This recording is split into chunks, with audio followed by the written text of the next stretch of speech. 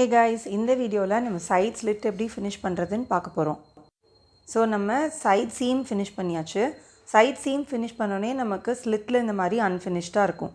So என்ன பண்ண போகிறோன்னு பார்த்தீங்கன்னா, நல்லா ஸ்ட்ரெயிட்டன் அவுட் பண்ணிவிட்டு லெவல் பண்ணிக்கணும்.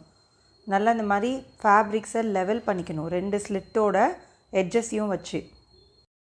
ஸோ சைட்ஸை வந்து லெவல் பண்ணதுக்கப்புறம் நமக்கு எந்த இடத்துல ஸ்லிட்டு ஸ்டார்ட் ஆகுதோ அங்கேருந்து பாட்டம் வரைக்கும் நம்ம வந்து ஃபோல்ட் பண்ணணும்.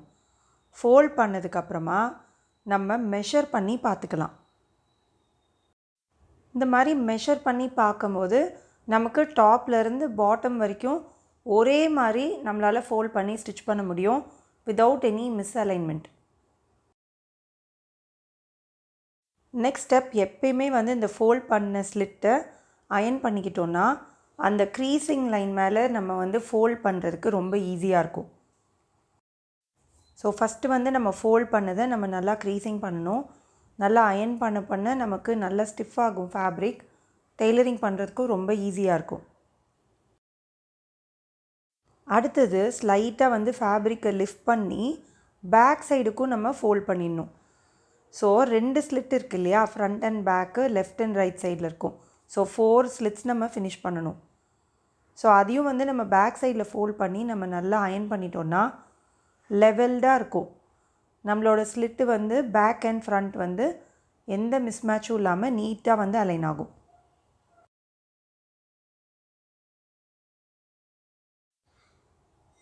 அயர்ன் பண்ணதுக்கப்புறம் நம்ம வந்து செகண்ட் ஃபோல்ட் பண்ண போகிறோம்.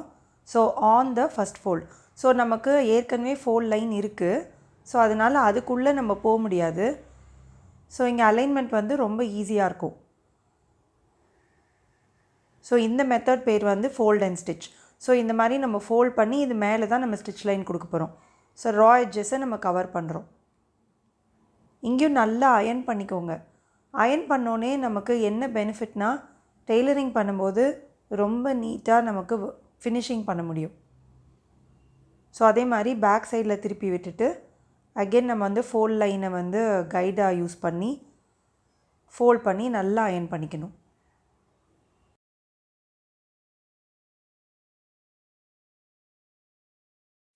ஸோ இப்போ ஒன் சைடு ஆஃப் த ஸ்லிட்டை நம்ம அயர்ன் பண்ணிட்டோம். ஸோ பாருங்கள், இது அப்படியே நம்ம டெய்லரிங் பண்ண வேண்டியதான். ஸோ இதே மெத்தடை வந்து நீங்கள் இன்னொரு சைடு ஆஃப் த ஸ்லிட்டும் ரிப்பீட் பண்ணணும். நல்லா அயர்ன் பண்ணதுனால இப்போ ஃபோல்டு வந்து நமக்கு அப்படியே இருக்கும். பாருங்கள், ஸ்லிட்டு வந்து இந்த மாதிரி தான் நம்ம ஃபினிஷ் பண்ணணும். ஸோ இந்த மாதிரி இந்த ஜாயின் பண்ணுற இடத்துலையும் ஸ்ட்ரெயிட்டாக இருக்கணும். ஸோ இப்போ எப்படி வந்து இந்த ஸ்லிட்டை வந்து ஸ்டிச் பண்ணுறதுன்னு பார்த்துடலாம். இப்போது ஸ்லிட்டை ஸ்டிச் பண்ணுறதுக்கு முன்னாடி நான் சைட் சீமில் வந்து இன்னும் ஒரு லைன் ஆஃப் ஸ்டிச்சஸ் மட்டும் போட்டுக்கிறேன். நீங்கள் வந்து ஒரு 1/4 இன்ச் டிஸ்டன்ஸ்லேயும் போடலாம், நம்ம ஏற்கனவே ஸ்டிச் பண்ண லைன் மேலேயும் போடலாம். ரொம்ப வேஸ்ட்டில் ஷேப் இருக்கிறவங்களுக்கு அந்த 1/4 இன்ச் பக்கத்தில் ஸ்டிச் போட வேண்டாம். ஷேப் ரொம்ப வேஸ்ட்டில் கம்மியாக இருக்குன்னா நீங்கள் எக்ஸ்ட்ரா அந்த 1/4 இன்ச் போட்டுக்கலாம். நம்ம 1/4 இன்ச் வந்து எக்ஸ்ட்ரா விடும்போது ஹிப்பில் இருக்கிற லைன் மேலே அப்படியே கொண்டு வந்து பிளெண்ட் பண்ணிடணும். ஸோ இது டபுள் ஸ்டிச் போட்டதுனால நமக்கு சைட் சீம் அவ்வளோ ஈஸியாக வந்து பிரியாது, ஸ்டிச் வந்து பிரிஞ்சு வராது. அடுத்தது இப்போ ஸ்லிட் எப்படி ஃபினிஷ் பண்ணுறதுன்னு பார்க்கலாம். அயர்ன் பண்ணதுனால நமக்கு பின்னிங் கூட தேவையில்லை. ஸோ நம்ம ஏற்கனவே ஃபோல்ட் பண்ண லைன்ஸ் மேலேயே நம்ம ஃபோல்ட் பண்ணிக்கலாம். ஸோ அயர்னிங் லைன்ஸ் வந்து கிளியராக நமக்கு தெரியும், மிஸ்டேக்கே வராது. அண்ட் எப்பயுமே மேலே இருக்கிற ஃபேப்ரிக்கை வந்து கைட் பண்ணுங்கள், ஸ்ட்ரெச் பண்ணாதீங்க. ஸோ எப்பயுமே பார்த்தீங்கன்னா நம்ம ஸ்டிச் பண்ணும்போது மேலே இருக்க ஃபேப்ரிக்கை we tend to pull a little. So அந்த மாதிரி புல் பண்ணும்போது என்ன ஆகும்னா ஒரு மாதிரி டேர்ன் ஆகிக்கும், முறுக்கிக்கும் ஃபேப்ரிக். ஸ்லிட்டெலாம் பார்த்தீங்கன்னா ஒரு மாதிரி கோணலாக போகும். அதுதான் ரீசன். ஸோ மேலே இருக்க ஃபேப்ரிக்கை வந்து நம்ம அப்படியே பூ போல் கைட் பண்ணணும், ரொம்ப வந்து இழுக்கக்கூடாது. வேணும்னா கீழே இருக்க ஃபேப்ரிக்கை கூட நீங்கள் வந்து லைட்டாக இழுத்துட்டு மேலே இருக்க ஃபேப்ரிக்கை வந்து ரொம்ப ஸ்மூத்தாக ஃபீட் பண்ணணும் மிஷின்குள்ளே. இந்த மெத்தடை ஃபாலோ பண்ணிங்கன்னா உங்களுக்கு சைடு ஸ்லிட் வந்து நல்லா ஸ்ட்ரெயிட் லைனில் இருக்கும், முறுக்காது.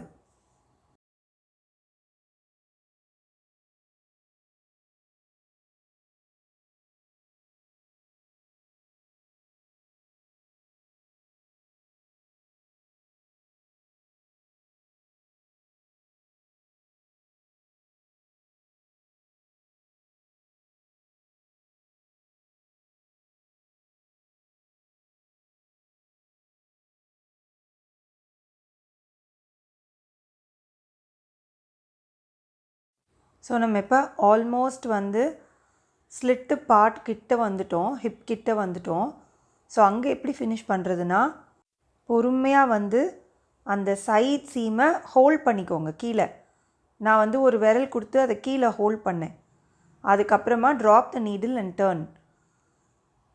ஸோ நீடில் வந்து உள்ளே ட்ராப் பண்ணி டேர்ன் ஆகும்போது நமக்கு அலைன்மெண்ட் மாறாமல் இருக்கும்.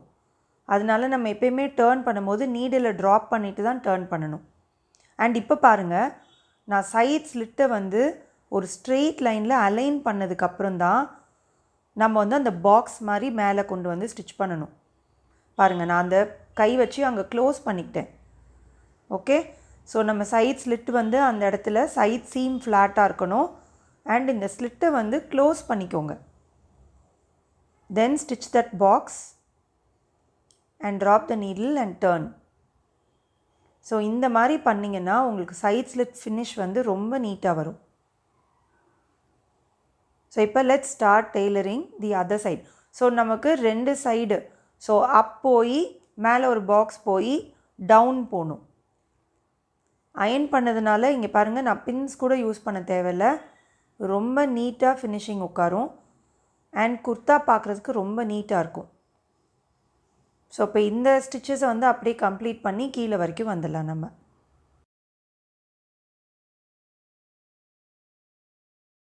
ஸோ நம்ம இதே டெய்லரிங்கை அந்த சைடும் ரிப்பீட் பண்ணணும்.